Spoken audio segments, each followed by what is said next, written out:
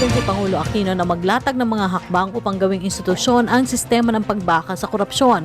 Sa pagsasalita ng Pangulo sa First State Conference on the United Nations Convention Against Corruption, sinabi nito na naikasa na ang pangunahing hakbang sa 21 Action Agenda na nakapaloob sa UNCAC.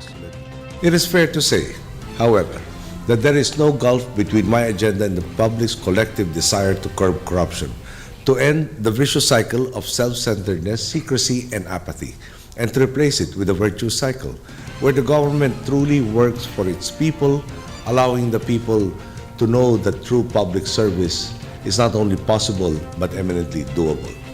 This would further the government.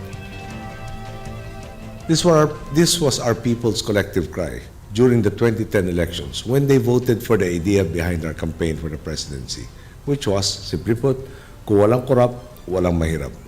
Where there is no corruption, there will be no poverty. And our administration has since heeded their call and worked non-stop to shine daylight on our government. Isang resolusyon ang sinumite sa Pangulo ng Technical Working Group na tututok sa pagsunod ng Pilipinas sa pandaigdigang pagbaka sa katiwalian. Ang Pilipinas ay isa sa mahigit 100 bansa na signatories sa ilalim ng UNCAC. The very first element we identified in the fight against corruption is that no one can be above the law. It should not matter what position you hold in the bureaucratic ladder. If you do wrong by the people, then you should be held accountable. We have followed through on this belief. We have filed cases against the former president, who is now under hospital arrest. Like-minded reformists in the legislature have removed from office a Chief Justice who chose to lie on his statement of assets and liabilities. This after they impeached an ombudsman who apparently saw it fit to put the interests of our political patrons over those of the people.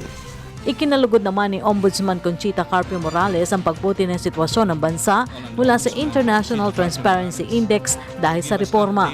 Office of the Ombudsman is pleased to report that the Philippines has completed the first phase of the UNCAC review process, particularly on its compliance with the chapters on criminalization, law enforcement, and international cooperation. Both the executive summary and the full text of the UNCAC country report has been submitted to the United Nations.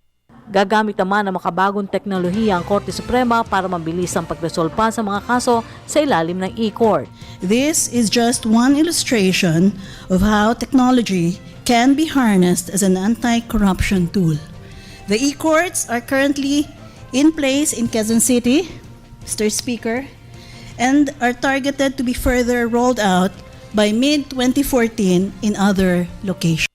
Pahayag naman na kahandaan ng dalawang kapulungan ng Kongreso na magpasa ng mahalagang batas na susuporta para supuin ang korupsyon sa bansa.